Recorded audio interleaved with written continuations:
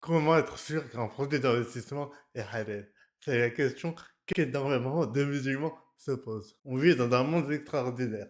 D'un côté, il y a des institutions financières qui savent que les musulmans sont des consommateurs et à qui ils veulent vendre des produits halal, même s'ils ne le sont pas vraiment. D'un autre côté, il y a tonton Hamid, Karim et Hanan qui ont repas de famille vont venir te dire que la finance islamique, c'est du riba déguisé, c'est du marketing, c'est rien d'autre que reproduire la finance avec un tampon halal. Ils sont incapables de définir un riba. Ils n'ont jamais fait une année de théologie musulmane de fiqh.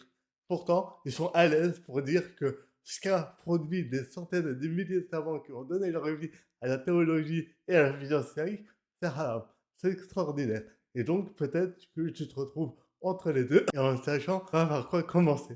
J'ai créé un guide pour qu'à la fin de cette vidéo, tu saches exactement comment être sûr qu'un produit est halal. Comme ça, si tu décides de prendre un consulting offert via le lien sous la vidéo, tu sauras exactement comment je choisis les produits conformes quand j'accompagne mes clients à investir de façon halal. La conformité repose sur différents piliers, différentes instances. Premièrement, les instances doctrinales, qui vont émettre des avis religieux. Aujourd'hui, on va prendre l'IFA, l'Académie de Fiqh de Jeddah, mais il y en a d'autres à travers le monde. Leur rôle à eux, c'est d'être des fatwas collectifs, des avis juridiques sur des notions contemporaines.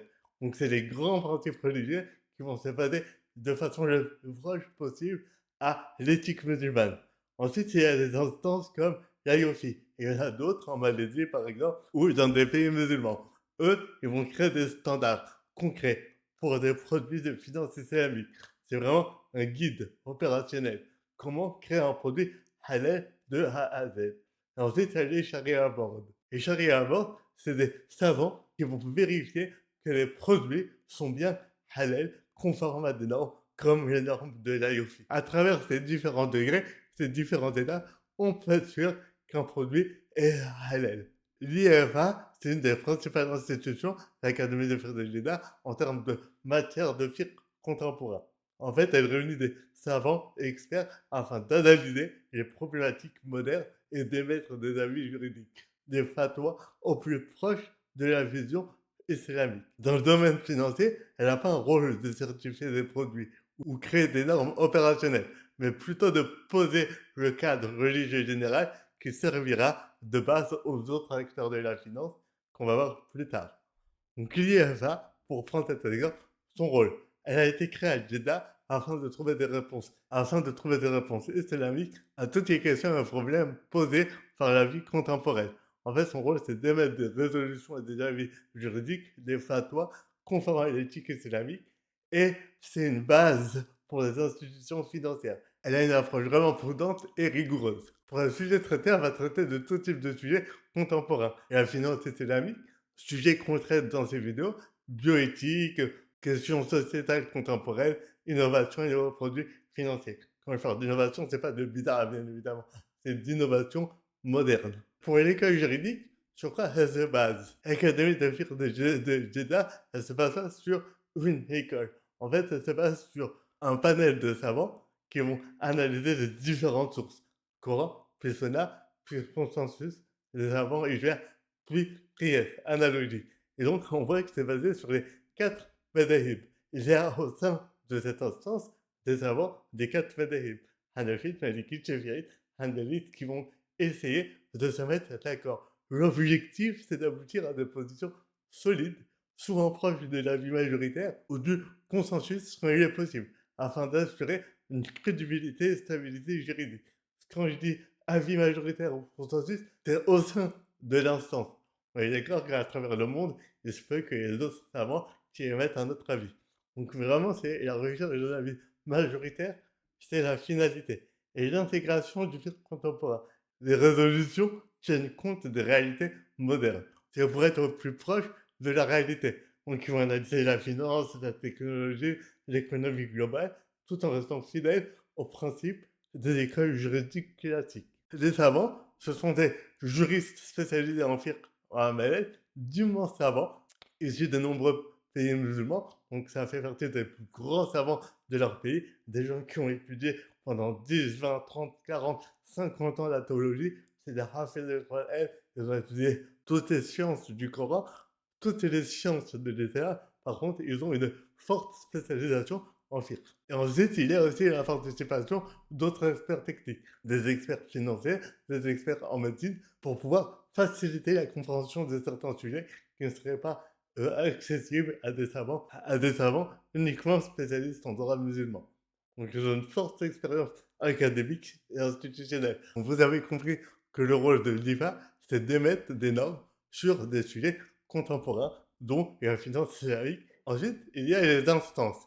Et les instances comme l'IOFI. Après la base doctrinale posée par l'IFA, qui définit les principes généraux du fiqh applicables aux questions financières, certaines institutions spécialisées ont émergé pour transformer ces orientations en cadre technique. On va dire appliquer les orientations théoriques dans des cas concrets. Dans ce contexte, c'est dans ce contexte que l'IOFI joue un rôle central. Il traduit les principes juridiques en normes détaillées applicables par les banques, les fonds, les produits de finance systémique. Autrement dit, pour qu'on comprenne bien, là où l'IFA pose le cadre religieux global et plus théorique, l'IOFI fournit un véritable mode d'emploi permettant aux acteurs financiers de structurer leurs produits de manière conforme et vérifiable. Donc parfois l'IOFI va se baser sur des réflexions de l'IFA, par contre c'est pas une obligation. C'est vraiment un institut indépendant avec ses propres savants, parfois des savants qui ont aussi fait partie de l'IFA ou du Conseil international des savants musulmans. Donc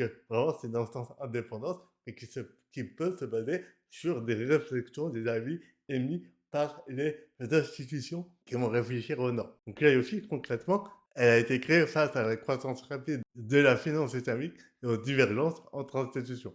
Donc il faut comprendre que quand la finance islamique est arrivée, chaque institution avait ses propres savants et ses propres positions. La IOFI, elle est venue pour essayer d'harmoniser ces pratiques et établir des standards internationaux. En gros, c'est transformer les principes de FIRP en normes techniques et applicables. Comment appliquer les principes en réalité terrain et permettre le développement de solutions financières conformes aux besoins des communautés musulmanes. Et la finance traditionnelle, elle était majoritaire, elle avait gagné le terrain, et les musulmans étaient obligés de consommer. Et les musulmans étaient obligés de consommer cette finance, bien que haram. Donc le but, c'était vraiment de créer des solutions le plus conformes possible à l'éthique musulmane. Et le but, c'était de renforcer la crédibilité et la transparence de la finance islamique. Pourquoi? En émettant des normes générales, globales, adaptées à tous. Pour les différentes écoles juridiques, c'est comme pour l'IFA. Donc les savants se basent sur les sources fondamentales, Coran, Sunna, Ijma, analogie, qiyas, etc. Donc c'est toujours des savants des cadres madhahib.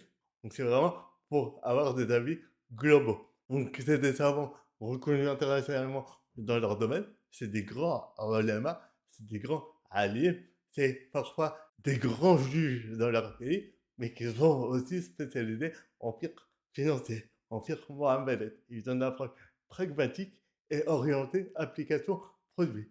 Et là, ce ne sera pas uniquement la théorie islamique, mais aussi comment on applique cette théorie dans le champ qui nous est possible à travers la réglementation internationale et à travers les possibilités qui nous sont accessibles dans ce monde-là. C'est pour ça que des fois, on dit ce produit n'est pas 100% conforme. Donc, d'une, c'est faux parce qu'il est certifié halal, mais de deux, il faut savoir que les savants doivent aussi travailler dans un monde qui est régi par une vision économique qui n'est pas tenue par les musulmans. Donc, on ne peut pas appliquer toujours stricto sensu la conformité à 100% à 100%. Donc, le profil des savants, c'est le même qu'on a dit tout à l'heure, des ulémas reconnus internationalement avec une forte crédibilité académique et institutionnelle, membres de nombreux charia bancaires et financiers, experts en structuration de produits, Soukouk, Mouabaha, Modelaba, Ijara. Et il y a aussi l'intégration économiste, avocat, professionnel de la finance pour pouvoir travailler dans un monde avec des règles précises. Maintenant, qu'est-ce qu'ils traitent? Quels sont leurs rôles et les sujets traités? Donc, premièrement, standardisation des produits financiers islamiques. Donc, le but, c'est de rédiger des standards détaillés pour structurer les contrats. Murabaha, Ijara, Musharaka, Soukouk. Le but, c'est de donner une feuille de route pour structurer les contrats de façon halal. Définir des conditions de conformité sharia des produits concrets et traduire des principes de s'inscrire en règle opérationnelle, tout en réduisant la divergence entre institutions. Donc ça, c'est une clé majeure. Ensuite, il y a les normes comptables et audits sharia. Mise en place de règles comptables, définition des standards de reporting financier, organisation de sharia pour vérifier la conformité. Donc c'est important de pouvoir vérifier la conformité des produits pour renforcer la transparence et la crédibilité du secteur. Harmoniser les pratiques entre pays et institutions, donc c'est un but. Par contre, les pays ne sont pas obligés de suivre la GOFI. Par exemple, je vous ai dit, au Maroc, il y a les propres règles du pays. En Malaisie, pareil, il y a leurs propres savants. Ils peuvent s'appuyer sur la GOFI, mais ce n'est pas l'obligation. Enfin, il y a tous les sujets de gouvernance et supervision chez l'IA, définition des responsabilités des institutions islamiques, mise en place des mécanismes de contrôle, garantie d'une conformité durable et pas uniquement initiale. Donc, c'est pas parce qu'on revient à l'aide aujourd'hui qu'il sera toujours. Il faut toujours vérifier la conformité et l'encadrement du rôle et du fonctionnement des charriers à bord. Parce que justement, les charriers à bord, c'est essentiel. Ils ont un rôle essentiel dans la stratégie. Après les institutions de normalisation comme la IOFI, qui définit ces standards applicables à la finance islamique, c'est là qu'intervient le dernier niveau de garantie de la conformité, et un des plus importants. Ce sont les charia banques. Leur rôle, c'est d'appliquer concrètement les principes et les normes à des produits réels. Ok, maintenant qu'il y a des normes, comment on va s'assurer que les banques, les ETF, les fonds, les soukouk sont vraiment conformes aux normes IOFI ou autres normes, et de vérifier que la conformité islamique n'est pas seulement théorique, mais effective. Il faut garder en tête qu'il y a une vérification des produits financiers et un suivi tout au long de la vie du produit. Les charrières avortent, c'est quoi? Par exemple, je vous en ai donné plusieurs, comme Amana Daidar, Amani, un des plus connus au monde, ou en France, on a Yasser Fi. Alors on va avec qu'elle a les récompenses pour ce qu'il fait. Il y a deux types de charrières avorts. Les charrières avorts internes, institutionnels. Ils sont rattachés à une banque ou une institution financière pour valider les produits avant le lancement, superviser la conformité, donner un avis juridique sur les opérations financières et suivre de façon régulière les portefeuilles. Donc, par exemple, il y a HSBC Amana Sharia, ou bien Kuwait Finance House, ou bien Dubai Islamic Bank Sharia Supervision. Chaque institution peut avoir un Sharia interne. Ensuite, il y a les cabinets de Sharia indépendants. Eux, ils vont faire du conseil et de l'audit externe. Donc, les charrières indépendants, ils ont pour but de certifier des produits, d'apporter du conseil ou de vérifier de façon périodique la conformité. Par exemple, chaque année, chaque semestre. Et là, il y a parmi les plus connus au monde, Amani, d'ailleurs, Sharia Review, Daré Sharia, ou en France, la CERFI, l'IFAS, SIFI. Le rôle commun à tous, c'est vraiment d'examiner et valider la conformité des produits, délivrer des certificats, qu'on va voir juste après, superviser la structuration financière, assurer un suivi corrigé des non-conformités. Donc, si jamais, au fur et à mesure de la vie de l'entreprise ou du produit financier, il y a une modification, le but est de corriger la non-conformité et renforcer la confiance des investisseurs musulmans. C'est le dernier niveau de garantie. C'est vraiment eux qui vont certifier les produits et qui vont appliquer de façon concrète les normes comme IoT ou autres normes. Et donc, ils vont valider des produits réels. Par exemple, en France, des EDP, des ETF, des SCP, des Soukouk, des assurances CPR, assurance vie FR. Donc, si jamais tu veux commencer à investir de façon halal, n'hésite pas à prendre rendez-vous dans ma bio. Aujourd'hui, il y a des produits halal certifiés par des charia compétents.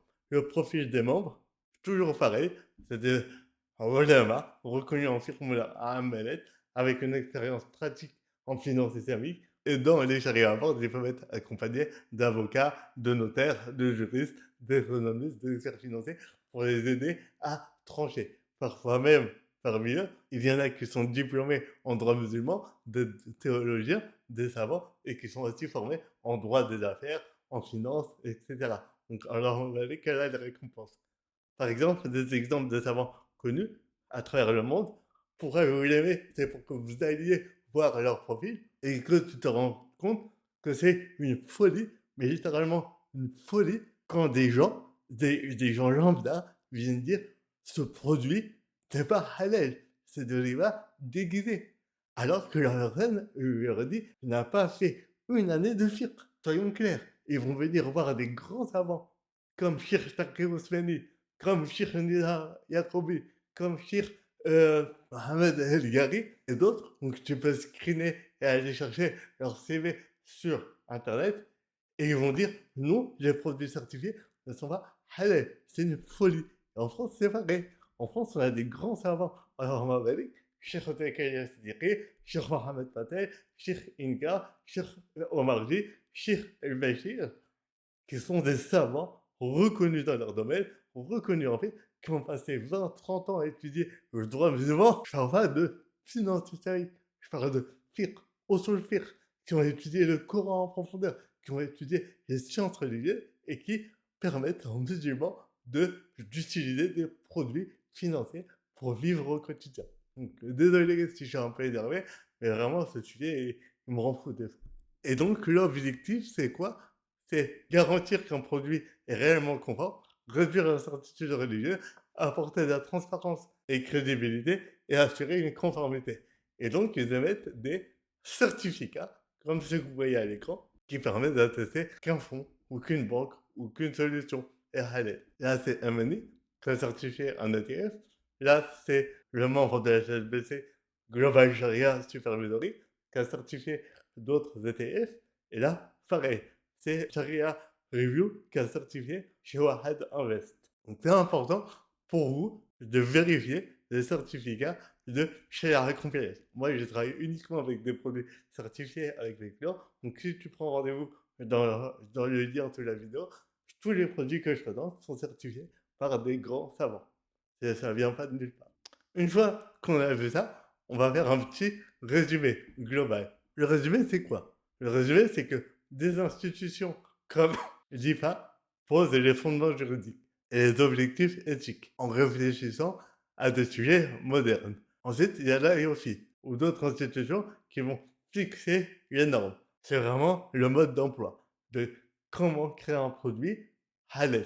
Et ensuite, il y a les Sharia boards qui vont analyser, contrôler, accompagner les institutions et les spécialistes, les banques et les financiers à créer des produits halal et les rendre conformes. Pour être sûr de la conformité, il faut se baser sur des Sharia boards reconnus, comme ceux que vous avez cités, des savants reconnus et des certifications reconnues et récentes. Si un certificat date de 2012, peut-être qu'entre-temps, c'était plus halal. Si un certificat est établi par un savant qui n'est pas du tout connu dans le domaine, alors il faut peut-être éviter. Je ne dis pas que c'est douteux, mais c'est peut-être à éviter. Mieux vaut se baser sur des savants reconnus qui ont une expertise et qui ont certifié des produits depuis un certain temps. Ces vraiment, souvent, ils sont formés dans les meilleures écoles du monde, Azhar, Medine, Pakistan, etc. C'est des experts en finance, en droit musulman et en économie. Et c'est pas une ou deux personnes à travers le monde, c'est vraiment des milliers de personnes, des dizaines de milliers sur le terrain qui se basent sur le Coran et la Sunna pour émettre des avis. Vous pouvez faire confiance à cette chaîne parce que c'est pas des avis isolés, parce que ça se base sur des institutions de référence et des standards reconnus et c'est audité par des savants qualifiés, formés en droit musulman, plus spécialisés en finance et en économie. Et vous faites très attention à la langue. C'est du riba déguisé. Ce produit est haram en vrai. Rien de différent d'une banque conventionnelle. Quand, je vous le redis, quand c'est des gens qui n'ont pas fini un cursus de droit musulman, et j'en fais partie, j'ai étudié la finance islamique, mais je ne suis pas un savant. Je ne suis pas un dixième, un centième d'un savant, parce qu'il y a un monde entre étudier la finance islamique et être alim, ulama, mufti. Donc attention à ces mots, si vous en faites partie. Que vous ne soyez pas convaincu par manque de connaissances, il n'y a pas de mal, mais n'allez pas dire des bêtises qui sont immenses, comme c'est du riba déguisé, alors que si je vous dis de me définir riba, les différents types de riba, l'impact du riba, vous ne sauriez pas. Donc je ne parle pas à vous spécifiquement, machallah, si vous êtes là, si vous voulez vous former, mais vraiment, plutôt n'écoutez pas des gens qui au fond d'un canapé ou un repas de famille vont vous dire non, n'investis pas, c'est de pas déculer. Non, reste à ta place, moi je m'occupe de mes affaires. Ouais, c'est important. Et donc, pour ceux qui veulent aller plus loin, n'hésitez pas à prendre rendez-vous. Il y a un consulting offert dans ma bio.